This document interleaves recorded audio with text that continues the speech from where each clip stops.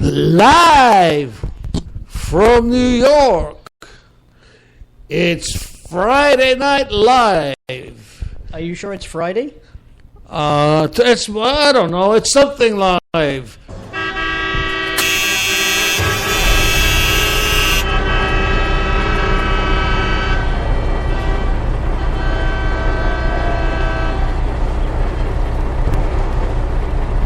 And welcome to Trucking to Heaven with your host, Felix, and his co-host, Dr. Mark. And tonight, the revolution starts. Power to the people. Oh, you children of the 60s. Listen to the power of the train. Power to the people. And Felix, you know who holds the power? The people. That's right. Every election day, you go to the polls and you vote people in or you vote people out. If you're going to sit home on your couch and watch your soap operas, well, then you have no reason to complain. And you have no reason to be miserable, because if you didn't go, you must be happy. You know, Felix, I was thinking about history just the other day when all of a sudden the parties came to some agreement on saving or postponing a decision on the debt limit and reopening the government.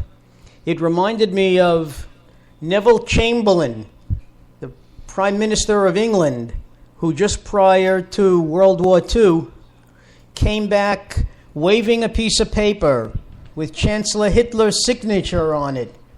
And there was a peace agreement that Germany would not invade Poland and other countries. Well, I have a feeling that we have a new Neville Chamberlain. We have Harry Reid, we have Mitch McConnell, we have John Boehner, and indirectly, much as I like the man, we have President Obama. So all these people are waving papers that are telling us that they have brought us peace in our time. Let's see what happens. What does peace have to do with the agreement that they just made? Well, very simple. There is a slight agreement in pushing the ball down another 10 weeks, 8 weeks, whatever it is, in hopes of reaching some grand agreement, which reminds me of a myth in Greek mythology. How many of you out there remember Sisyphus? Sisyphus was the man who pushed the rock up a hill.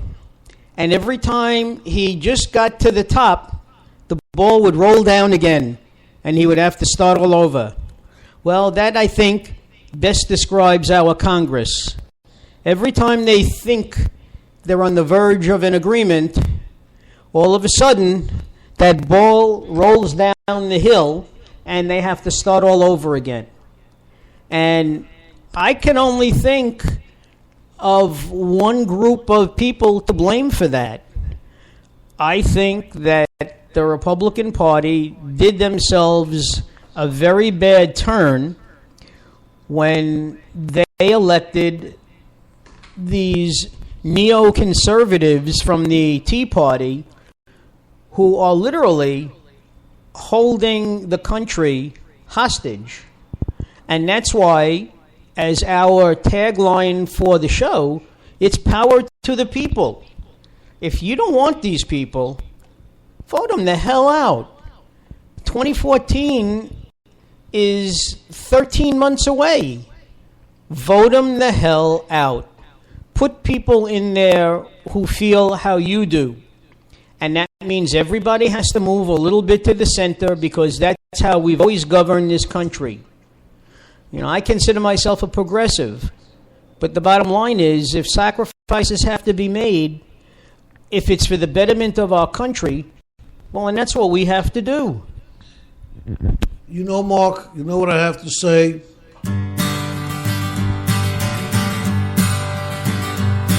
There's a raccoon on the shoulder, ain't going anywhere. There's a possum wearing tire tracks, dead skunk fills the air. Roadkill blues. There's a piece of something over here, the rest is over there. You see, now you're killing the whole idea here. All right, we'll stop. We want to have a serious discussion here. What I really got to say is,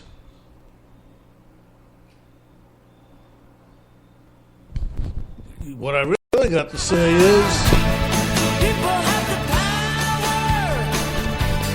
People have the power. That's right. Power to the people.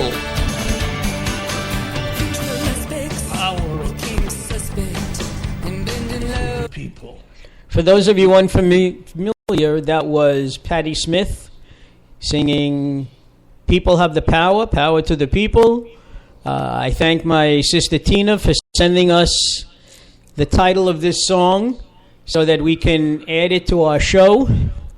I don't know if I've mentioned this, but Tina is our official PR person.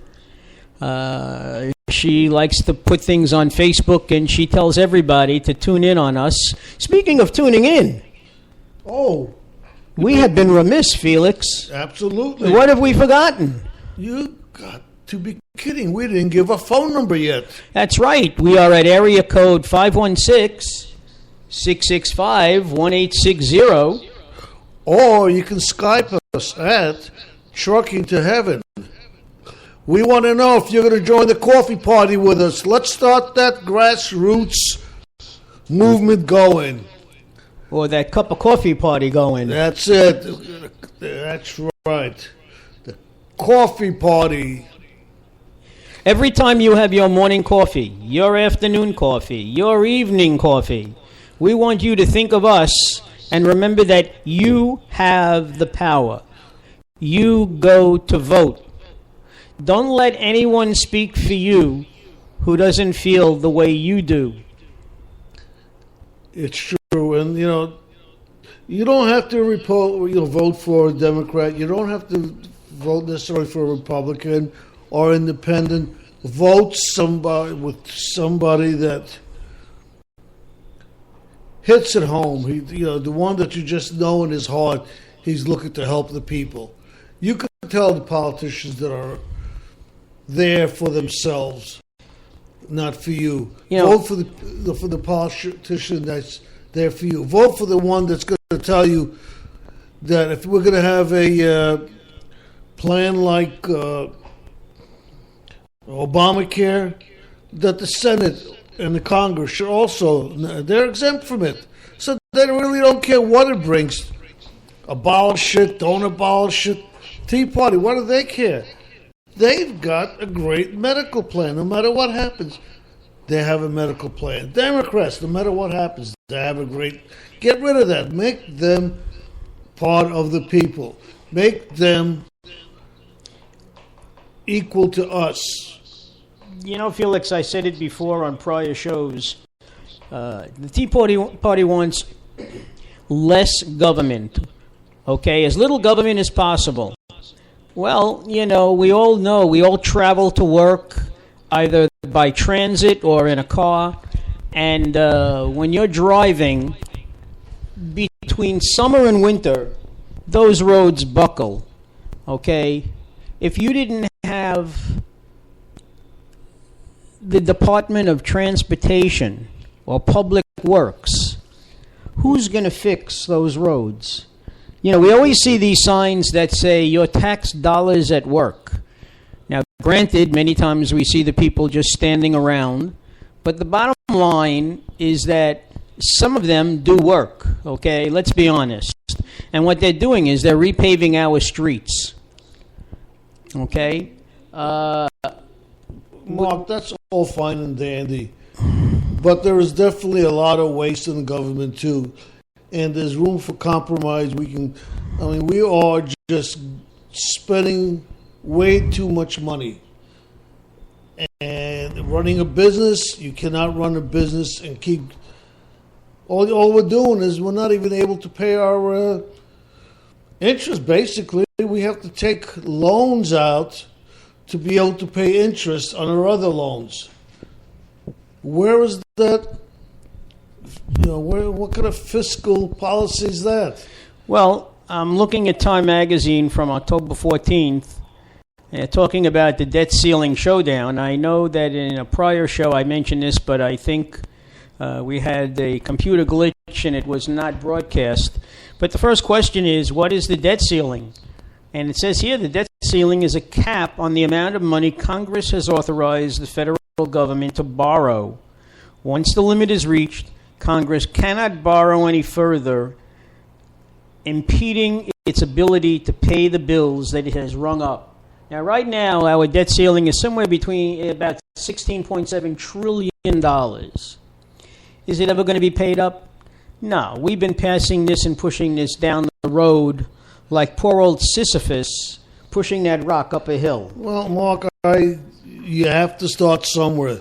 Somewhere this is going to catch up, and the Chinese, who are our biggest lenders, are going to want higher interest for the loans because we're becoming a risk. The more we owe, the bigger risk we are. Our ratings go down, we pay interest. It's like you going to a store, purchasing everything in the store, but you don't have the money, so you go get another credit card. And then when that runs out, you get another credit card. But you're not paying anything off. In the end, there comes to a point of saturation where you cannot get any more credit cards, where your interest rate is going to keep rising and rising and rising. And we are right now cannot pay any of our loan off. All we could do is basically just pay the interest on our loans, which is pathetic. And I don't care what anybody says, there is waste in the government, and it's got to be under control. The Senate, they were fighting over this. We want a government shutdown. They were getting paid full wages. There was a politician, I think in New Jersey, who gave back half of his pay for the time that was the debt crisis. Half of his pay. It was $5,700. Well, no, listen. He's making a minimum of $140,000 a year. No, $174,000. Every congressman, I don't think. Yeah.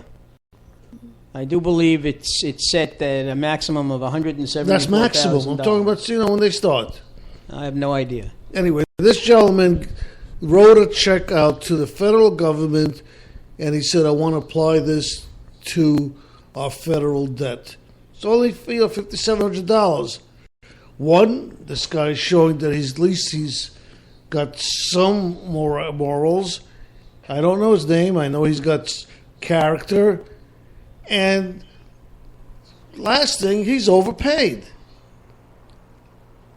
Well, I remember Senator Al Franken in Minnesota made a statement when the shutdown started that he was not being paid and that he was taking the money that he would have earned during the sum total of the days the government was shut down and giving it to a charity. Okay? That's what should have been done. I mean, these people were being paid for sitting around doing nothing.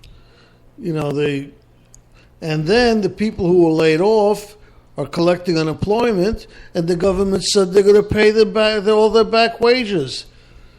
Well, I mean, if they were laid off, really laid off, not furloughed. Okay, there's a difference. Laid off means you lose your job.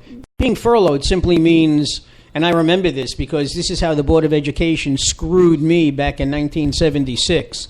They never put down that we were laid off. They said that we were furloughed, okay? And